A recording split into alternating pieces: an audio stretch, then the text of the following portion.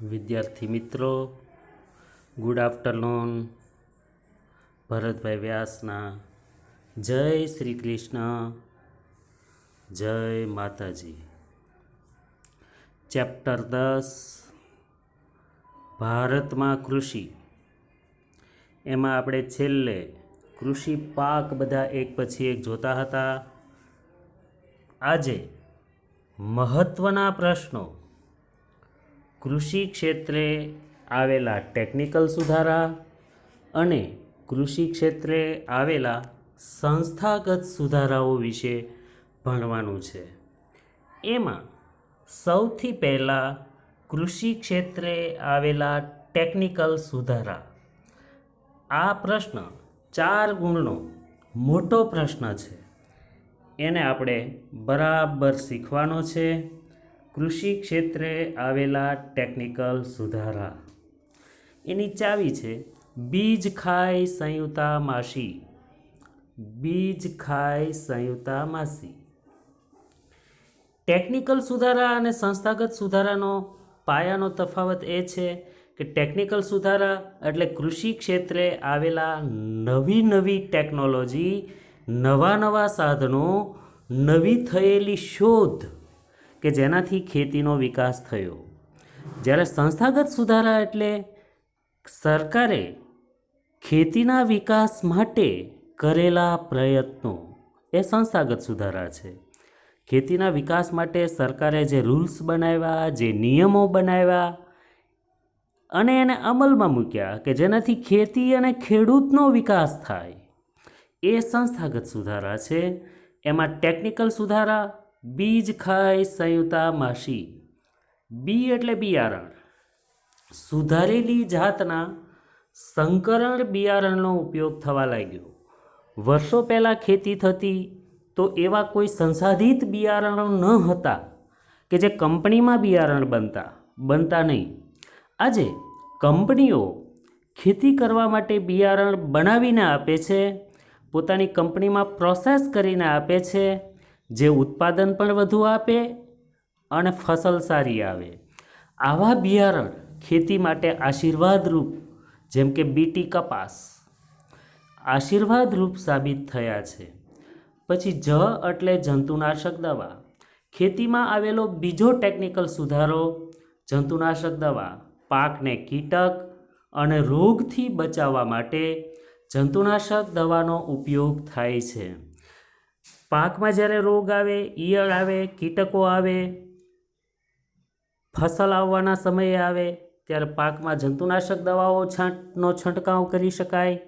જુદા જુદા રોગ માટેની જુદી દવાઓ માર્કેટમાં ઉપલબ્ધ બનવા લાગી છે અને એની શોધ થવા લાગી છે. ખાતર. તો ખાતરમાં 3 પ્રકારના ખાતર: એનપીકે, ડીએપી અને યુરિયા. એનપીકે એટલે નાઇટ્રોજન, ફોસ્ફરસ, પોટાશ. ડીએપી એટલે ડાયએમોનિયમ ફોસ્ફેટ. યુરિયા અને જૈવિક ખાતરના ઉપયોગ થવા લાગ્યા છે. આ ખાતર જુદા સમયે છંટકાવ કરવામાં આવે. જેમ કે અતિશય વરસાદ પડ્યો હોય અને વરસાદને કારણે અતિશય પાણી પીવાથી પાક પીવા પડી જાય, ત્યારે યુરિયા ખાતરના ઉપયોગ થાય. ફસલ આવવાની હોય અથવા તો પાકની વૃદ્ધિ કરવાની હોય ત્યારે જુદા પ્રકારના ખાતરના ડોઝ આપવામાં આવે છે, જેનાથી ફસલ એ નુકસાન થતું નથી. ખાતર. પછી બીજ ખાય. ય એટલે યંત્રો. આજે રેંટ, હળ, બળદગાડું એવા પરંપરાગત ખેતીના સાધનોના ઉપયોગ થતા નથી. હળ, રેંટ, બળદગાડાને બદલે submersible pump, monoblock pump, tractor, trailer, thresher જેવા સાધનોનો ઉપયોગ થાય છે. બળદગાડા આઉટ ઓફ ડેટ થઈ ગયા, તેને સ્થાને મિની ટ્રેક્ટરો આવી ગયા. ફસલ માટે થ્રેશર એવા સાધનોના ઉપયોગ થવા લાગ્યા. દવા પંપ નવા આવ્યા કે જેનાથી ખેતી સરળ અને મહેનત વિનાની બની છે. બીજ ખાય સંશોધન. કૃષિ ક્ષેત્રે નવા સંશોધન, જે આ નવા દવા પંપ શોધાય, નવી દવાઓના સંશોધન થાય, પાકને રોગથી બચાવવા માટે નવી ટેકનિકો આવે, તો એ સંશોધન, એવા સંશોધન કરતી સંસ્થા દિલ્હીમાં 2 સંસ્થાઓ છે, ICAR અને DARE.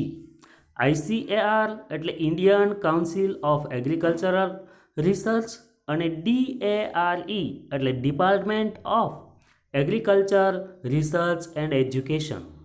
આ સંસ્થા નવા સંશોધન કરે છે અને એ થયેલા સંશોધન એના પ્રયોગો કરી અને ખેડૂતોને આપે છે માહિતી. આવી સંશોધન કરતી સંસ્થાઓ છે કે જ્યાં કૃષિ તજજ્ઞો જે છે એ એની લેબોરેટરીમાં ખેતીના વિકાસ માટે, ખેતી સરળ બને અને ઉત્પાદન વધે એવી નવી ટેકનોલોજીની શોધ કરે છે, રિસર્ચ કરે છે. પછી યુનિવર્સિટી, બીજ ખાય યુ એટલે યુનિવર્સિટી. આજે સ્પેશિયલ કૃષિલક્ષી અભ્યાસક્રમો શરૂ થયા છે અને એની યુનિવર્સિટીઓ દરેક રાજ્યમાં આવેલી છે કે જેનાથી કુશળ કૃષિવિદો અને કૃષિ વૈજ્ઞાનિકો મળી રહે. તે માટે દરેક રાજ્યમાં કૃષિ યુનિવર્સિટીની રચના થઈ છે. આપણા ગુજરાતમાં બનાસકાંઠાના દાંતીવાડા ખાતે, જૂનાગઢ, આણંદ અને નવસારીમાં યુનિવર્સિટીઓ આવેલી છે કે જેમાં કુશળ કૃષિવિદો અને કૃષિ વૈજ્ઞાનિકો મળી રહે અને આ લોકો કૃષિ ક્ષેત્રે સંશોધન કરતી સંસ્થાઓમાં નવા સંશોધનો કરે છે. હવે એટલે તાલીમ. જેમ કે મેં તમને કહ્યું કે કૃષિ ક્ષેત્રે સંશોધન કરતી સંસ્થા ICAR અને DARE એ તો દિલ્હીમાં છે અથવા તો મોટા શહેરમાં હોય, જ્યારે ખેતી કરતો ખેડૂત તો ગામડામાં છે. અને ત્યાં જે સંશોધન કરે છે એના માટે યુનિવર્સિટીઓ તજજ્ઞો તૈયાર કરે છે, કૃષિ વૈજ્ઞાનિકો તૈયાર કરે છે અને એ આવી સંસ્થાઓમાં કામ કરે છે. પણ થયેલા સંશોધનની માહિતી ગામડામાં ખેતી કરતા ખેડૂતને કેમ પહોંચે, એ લોકો કેમ તાલીમ મેળવે, એ માટેની વ્યવસ્થા તાલીમ. તો એમાં કૃષિ મેળાઓના આયોજન થાય છે અને કૃષિ મેળાઓમાં આ બધી અદ્યતન નવી જે શોધ થઈ હોય તેની માહિતી અપાય છે અને તાલીમ અપાય છે.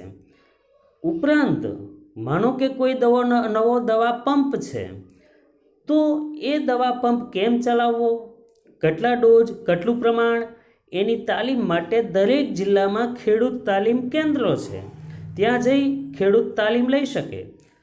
માનો કે કદાચ ખેડૂત તાલીમ કેન્દ્રમાં ન જઈ શકે ખેડૂત, તો દરેક ગામડામાં ગ્રામ કક્ષાએ ગ્રામ સેવક આવી નવી ટેકનોલોજીની માહિતી આપે છે અને થયેલી નવી શોધ એ ખેડૂત સુધી પહોંચે છે. તાલીમ પછી માધ્યમો, કે ખેડૂતોને માર્ગદર્શન આપવા માટે માધ્યમો કયા? તો માધ્યમોની વાત કરીએ તો ખેડૂતોને માર્ગદર્શન અને માહિતી, નવી શોધ, નવી ટેકનોલોજી, ટેકનિકલ સુધારા, એનું માર્ગદર્શન અને માહિતી આપવા માટે રેડિયામાં ગામનો ચોરો એવા કાર્યક્રમો, સ્પેશિયલ ખેડૂતોના કાર્યક્રમો આવે. ટીવીની અંદર સ્પેશિયલ ખેડૂતોની ચેનલો આવે છે, વર્તમાનપત્રોમાં જાહેરાતો આવે, DD કિસાન ચેનલ ગવર્મેન્ટે ચાલુ કરી છે, મોબાઈલ પર SMS ની સુવિધાઓ છે. ઉપરાંત ખેડૂતોએ કોઈ પણ માહિતી જોતી હોય કે માર્ગદર્શન જોઈતું હોય તો એના માટે ટોલ ફ્રી નંબર છે 1800-180-1551. એના પરથી ખેડૂતો માહિતી મેળવી શકે. એની સ્પેશિયલ વેબ પોર્ટલ ચાલુ કરી છે. ખેડૂતો માટે એગ્રી માર્કેટ જેવી એપ શરૂ કરી છે. આ બધા માધ્યમો છે જેનાથી કૃષિ ક્ષેત્રે ટેકનિકલ સુધારાઓ આવ્યા છે, ખેતી વિકાસ પામી છે. આ થયું કૃષિ ક્ષેત્રે આવેલા ટેકનિકલ સુધારા. હવે કૃષિ ક્ષેત્રે આવેલા સંસ્થાગત સુધારાઓ તપાસીએ તો કૃષિ ક્ષેત્રે આવેલા સંસ્થાગત સુધારાઓ જોઈએ તો ચાવી છે જબ, કૃપા, સજવે. જબ સંસ્થાગત સુધારા એટલે કે ખેતીના વિકાસ માટે સરકારે અમલમાં મૂકેલા નવા નિયમો. એમાં પહેલો સુધારો જમીનદારી પ્રથા. વર્ષો પહેલાં જમીનદારી પ્રથા હતી. ગામની તમામ જમીન સરકારની હતી. જમીનદારો જમીન ભાડે આપતા અને એની પાસેથી વર્ષ માટે 2 વર્ષ માટે જમીનદારો મહેસૂલ ઉઘરાવતા. આ સિસ્ટમ હતી અંગ્રેજ શાસનના સમયે.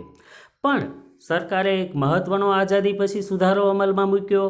જમીનદારી પ્રથા નાબૂદ કરી અને ખેડે એની જમીન, જે ખેડનાર છે, સાચો ખેડૂત છે, એ જ જમીનનો માલિક અને એને માલિકી હક આપી દેવામાં આવ્યા. ત્યારથી આઝાદી સમયે જે લોકો જેટલા વીઘામાં ખેતી કરતા હતા એટલી જમીનના માલિક બન્યા. સાચા ખેડૂત પાસે જમીનો આવી. જમીનદારી પ્રથા નાબૂદ થઈ. એટલે બજાર. બીજો ગવર્મેન્ટે સુધારો જે કર્યો, બજાર. આજે ખેત પેદાશોના બજારનો વિકાસ થાય તે માટે સહકારી ધોરણે ગોડાઉન, શીતગૃહો, પરિવહન, સંદેશા વ્યવહારની સગવડ આપવામાં આવી. કેમ કે ખેડૂત પોતાની ફસલ લઈને જ્યારે તાલુકા કક્ષાએ કે જિલ્લા કક્ષાએ વેચવા માટે આવે છે, ત્યારે એગ્રી માર્કેટમાં વેચવા માટે આવે છે, ત્યારે કદાચ માનો કે એનો આજે ખેત પેદાશ વેચાય નહીં તો ત્યાં ગોડાઉનની વ્યવસ્થા છે. એમાં ભાડું ચૂકવવાનું હોય છે, નહિવત ભાડું હોય છે, એસી ગોડાઉનો પણ હોય છે. ઉપરાંત પરિવહનની એટલે કે વાહન વ્યવહારની પણ સગવડતાઓ આપે છે.